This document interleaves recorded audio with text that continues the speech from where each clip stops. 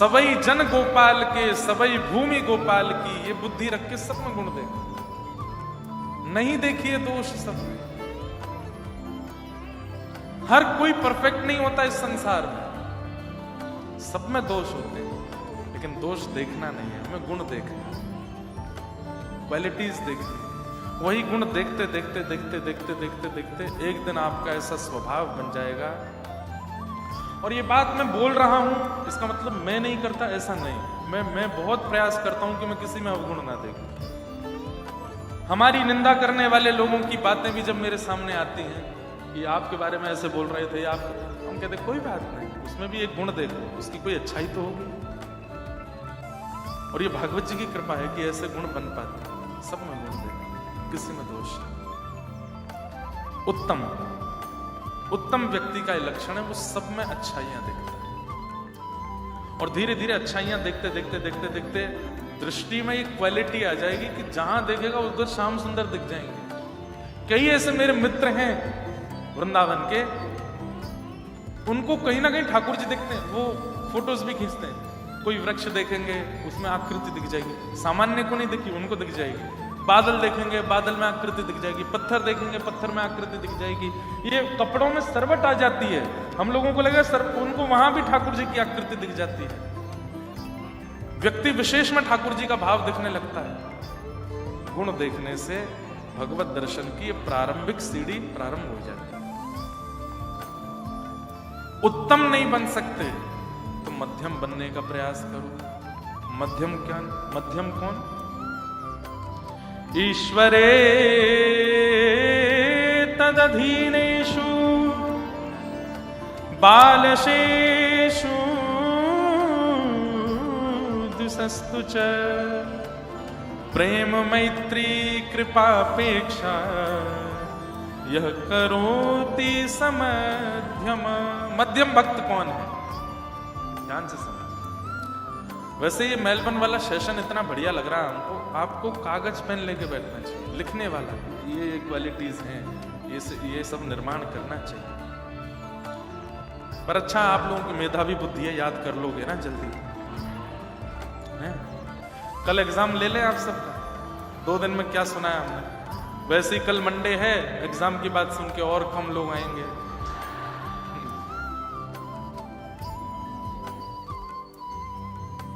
ईश्वरे तद अधीनेषु, मध्यम व्यक्ति जो उत्तम नहीं है।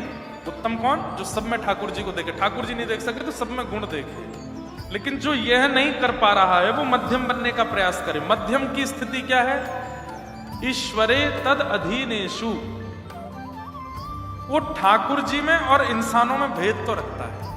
ठाकुर जी, इंसान है। हमारे आचार्य चरण, जिस परंपरा में हमारी दीक्षा हुई, श्री रामानुजाचार्य, तो रामानुजाचार्य जी के दामाद थे, उनका नाम था लालाचार्य। क्या नाम था? श्री लालाचार्य। बहुत सुंदर चरित्र, ध्यान से सुनना।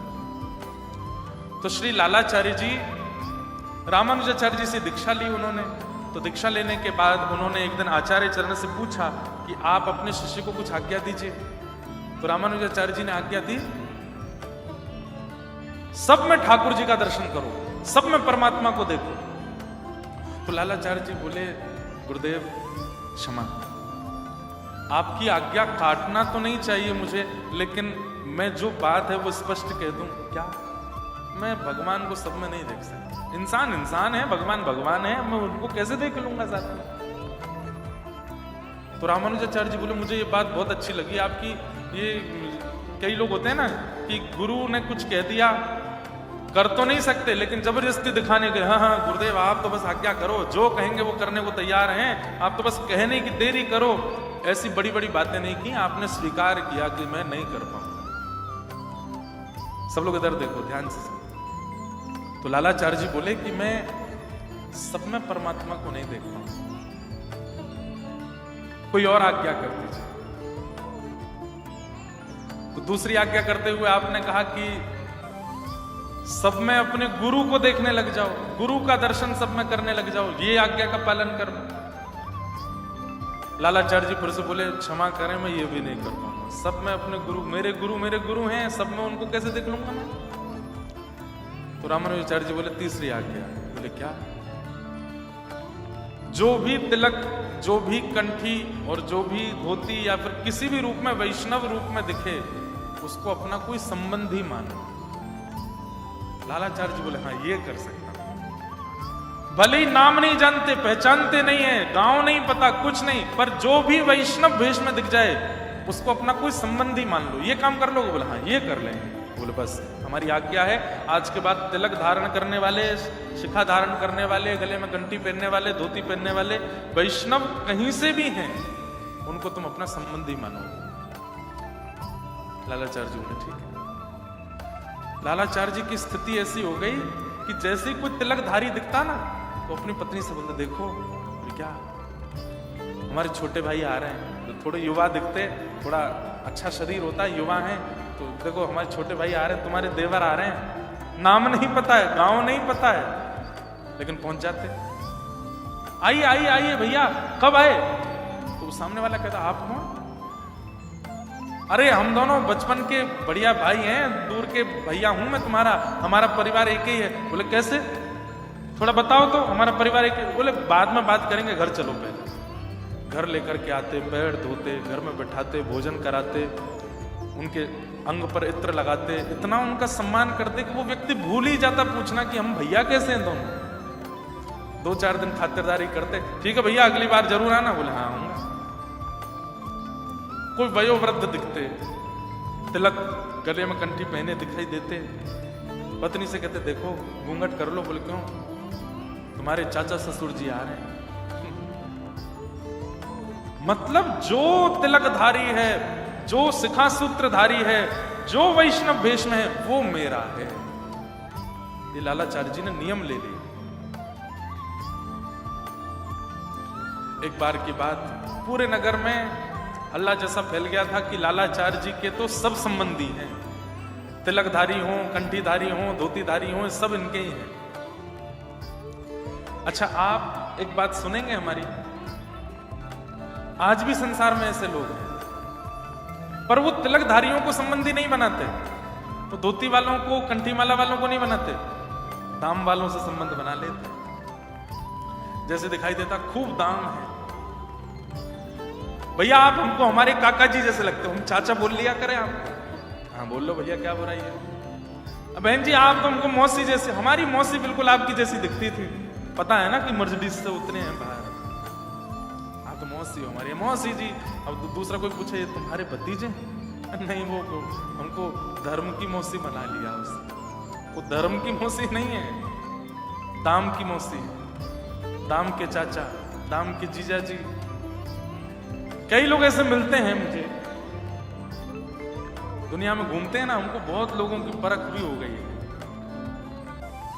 जैसे ही दिखता है कि धनी मानी व्यक्ति है, बहुत ज्यादा संपन्न व्यक्ति है, तो हमारा मन होता है कि संबंध न भी बना सके तो कम से कम मित्र तो बना लें इसको। वैष्णव का उल्टा रूप होता है, जैसे दिखता है कि तिलक स्वरूप सुंदर धारण किया है, गले में कंठी पहनी है, एकादशी नियम करते हैं, ठाकुर जी की कथा सुनते हैं, इससे कोई संबंध बना लेते, इससे कुछ अपना संबंधी बना लेते।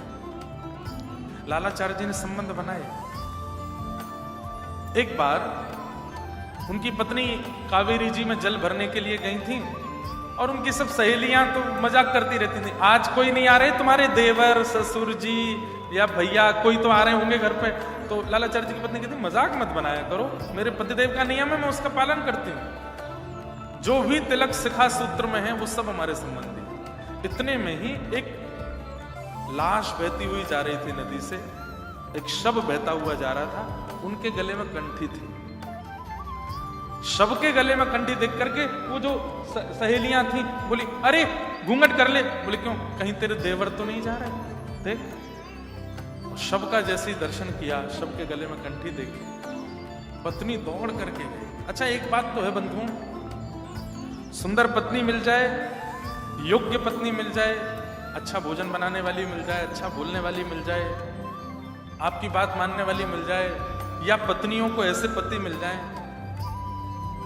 कृपा है भगवान की। लेकिन आपकी भगवत कार्यों में आपकी सहायता करने वाली पत्नी मिल जाए तो ठाकुर जी ने सबसे बड़ा प्रसाद दिया है आपको। उसके लिए सदा धन्यवाद कहिएगा ठाकुर जी को कि आपने ऐसी पत्नी दी जो संसार के कामों में तो साथ निभाती है लेकिन धर्म कार्य में भी साथ निभाती है, या ऐसा पति दिया जो कथा में लेके जावे, वृंदावन लेके जावे, ठाकुर जी के वैष्णव संग में जावे।